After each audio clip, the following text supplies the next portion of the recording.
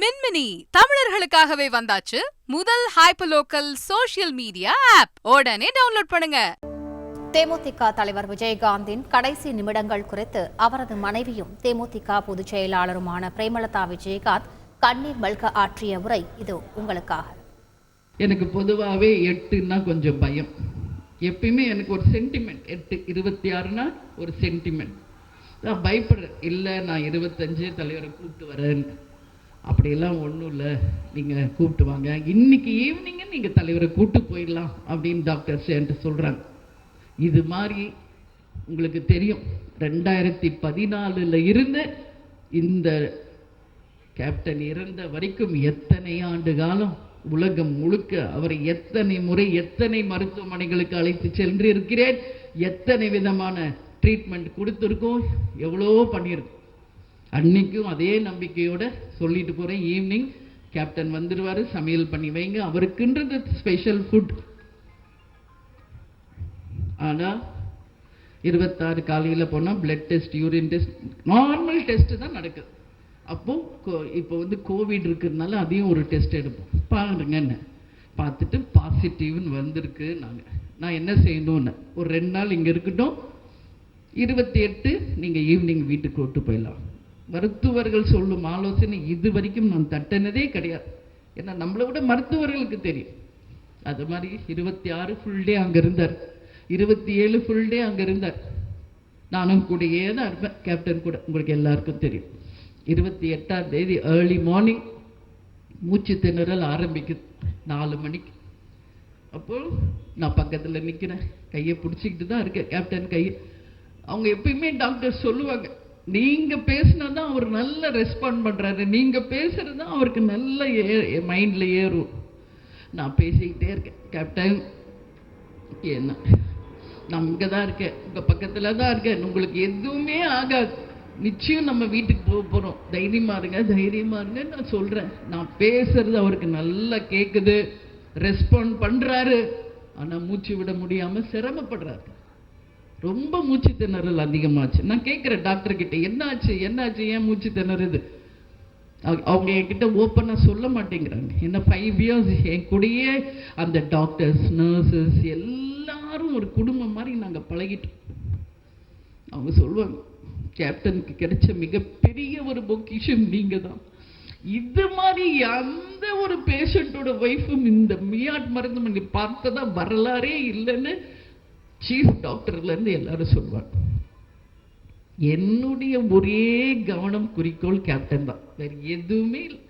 பிரபாஷ் அம்மு கூட கிடையாது, அவங்களெல்லாம் சின்னப்போ சோறு விட்டு வளர்த்தேன், அதுக்கப்புறம் அவங்களே வளர்ந்துக்கிட்டாங்க. என்னுடைய முழு கவனம் 24 ஹவர்ஸ் கேப்டன் மட்டும்தான், வேறு எதுவுமே இல்லை. அது பசங்களுக்கு தெரியும். அப்படியே வாழ்ந்தேன் இந்த 10 வருஷம். அவர் சிக்கான பிறகு எங்கே போனாலும் எவ்வளோ நேரம் ஆனாலும் நைட்டு நான் வீட்டுக்கு வந்துடுவேன். ஏன்னா அவரை விட்டுட்டு நான் ஒரு நாள் கூட கிடையாது இருந்ததில்லை. ஆனால் இப்போ 1 மாதம் அவரை விட்டுட்டு எப்படி நான் இருக்கேன்னு எனக்கே தெரியல.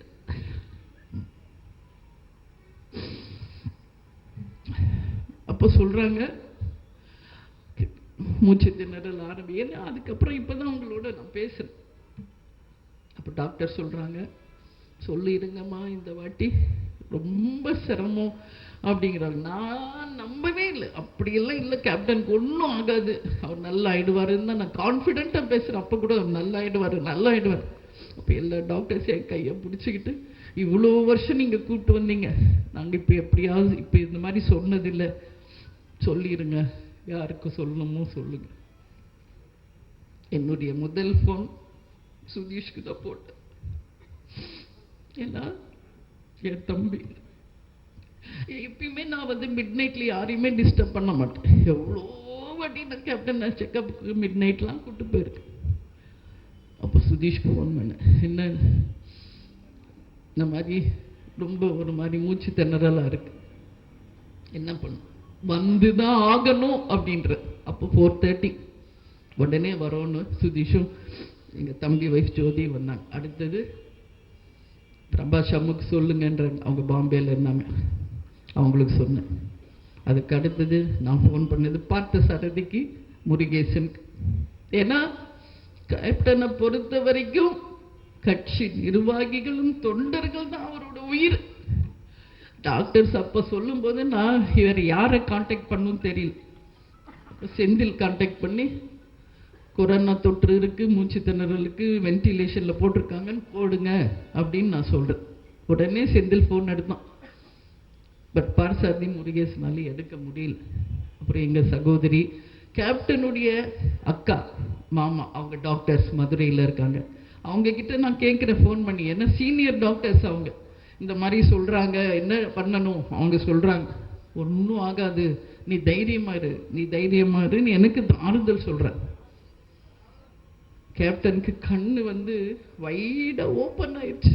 இந்த மாதிரி ஆனதே இல்லை அவருக்கு. உங்ககிட்ட சொல்றேன், நான் கேட்குறேன் டாக்டர் கிட்ட, ஏன் கண்ணு இவ்வளோ ஓப்பன் ஆயிடுச்சு? மூச்சு திணறல். கரெக்டாக 2 hours தான். 4 o'clock ஆரம்பிச்சது, 6:10 முடிஞ்சு போச்சு. அப்போ ஒரு ஸ்டிக்கர் மாதிரி கண்ணில் ஒட்டினாங்க அவங்க. நான் அப்போ கூட சொல்கிறேன், ஏன் ஒட்டுறீங்க? எனக்கு தெரியல அவர் இறந்து போயிருக்காருன்றது அவங்க என்கிட்ட சொல்ல மாட்டேங்கிறாங்க. இல்லை கண்ணு ஓப்பனாக இருந்தால் ட்ரை ஆகிடும், அதனால ஒட்டிருக்கோம், அப்புறம் எடுத்துடலாம். எனக்கு சமாதானம் சொல்கிறேன், எனக்கு தெரியல அப்போ கூட இறந்துட்டாரு. ஏன்னா வென்டிலேஷனில் போட்டதுனால ப்ரீத்திங் இருக்கு. நான் மானிட்டர் பார்த்துக்கிட்டே இருப்பேன். 3/4 டாக்டர் ஆயிட்டேன் நான். 3/4 கேப்டன் கூட இந்த 10 வருஷம் ட்ரீட்மெண்ட் பார்த்து டாக்டர் ஆயிட்டேன். பல்ஸ் எவ்வளோ, பிபி எவ்வளோ, சுகர் எவ்வளோ, எல்லாமே பார்ப்பேன், எல்லாமே நான் பார்ப்பேன். ஸோ பல்ஸ் நல்லா இருக்கு, பிபி நல்லா இருக்கு, சேச்சுரேஷன் நல்லா இருக்கு.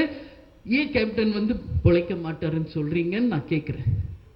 இல்லை இப்போ வென்டிலேஷனில் இருக்கிறதுனால அப்படி இருக்க, எடுத்தா கிடையாதுன்றாங்க. அப்போ அதுக்குள்ளே சுதீஷ் வந்துட்டாப்புல, எல்லாமே முடிஞ்சு போச்சு. இது அன்னைக்கு ஆக்சுவலி நடந்தது. இப்போ நான் சொல்றேன், இந்த பிரபஞ்சம் இருக்கும் வரை கேப்டனுடைய கோவில் நிச்சயமாக ஒட்டுமொத்த மக்களாலும் ஏற்றுக்கொள்ளக்கூடிய ஒரு கோயிலாக உருவாக்கும். அவருடைய வாழ்க்கையை உயர்த்திய 2 உயிர்கள், ஒன்று எங்கள் அன்பு அண்ணன் இப்ராஹிம் ராவுத்தர் அவர்களுக்கும் எங்கள் பொதுச் செயலாளர் ராமு வசந்தன் அவர்களுக்குமே இந்த நினைவேந்தலில் அவர்கள் நினைவேந்தலையும் நான் சேர்த்து இந்த நேரத்தில் சொல்றேன். கேப்டனுடைய வளர்ச்சியில மிகப்பெரிய பங்காற்றியவர்கள். ஒட்டுமொத்த உலக தமிழர்களுக்கும், நமது தமிழ்நாட்டில் இருக்கும் ஒட்டுமொத்த தமிழர்களுக்கும் ஒவ்வொரு வீட்டிலும் 28ஆம் தேதி 29ஆம் தேதி டிவியை போட்டவங்க ஒருத்தர் வீட்டுல கூட சமையல் பண்ணாம சாப்பிடாம கேப்டனுக்காக கண்ணீர் விட்ட அத்தனை அன்பு உள்ளங்களுக்கும் தேசிய முற்போக்கு திராவிட கழகத்தின் சார்பாக இருக்கரம் கூப்பி நான் நன்றியை சொல்றேன். கேப்டனும் நானும் வாழ்ந்த வாழ்க்கை யாருக்கும் தெரியாது. என் அன்பு கணவரை நான் இந்த ஜென்மத்தில் நான் பெற்றது அந்த தெய்வங்களுக்கு இந்த நேரத்தில் நான் நன்றி சொல்றேன். இன்னும் எத்தனை ஜென்மம் எடுத்தாலும் அவருக்கே நான் மனைவியா வரணும், இவர்களே எங்களுக்கு பிள்ளைகளாக வரணும், நீங்களே எங்களுக்கு தொண்டர்களாக என்னைக்கும் இருக்கணும்னு சொல்லி இந்த நேரத்தில் நான் கேட்டுக்கிறேன்.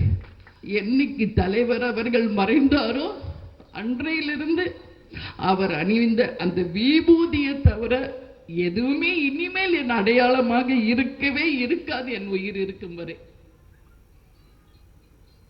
மின்மினி தமிழர்களுக்காகவே வந்தாச்சு முதல் ஹைப்பர்லோக்கல் சோஷியல் மீடியா ஆப். உடனே டவுன்லோட் பண்ணுங்க.